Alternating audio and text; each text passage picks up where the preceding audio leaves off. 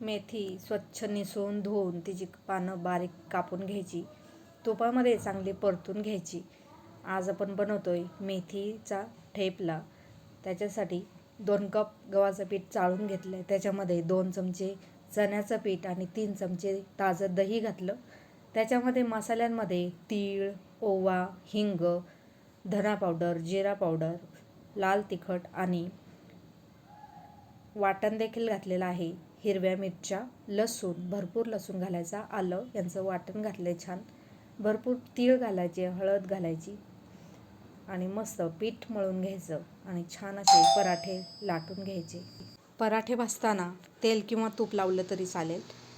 मंद आचेवरती पराठे भाजून घ्यायचे. मोठ्या गॅसवरती पराठा आतून कच्चा राहण्याची शक्यता आहे. या पराठ्यांसाठी आपण टोमॅटोची अशी चटणी केलेली आहे, मस्त खूप छान लागते.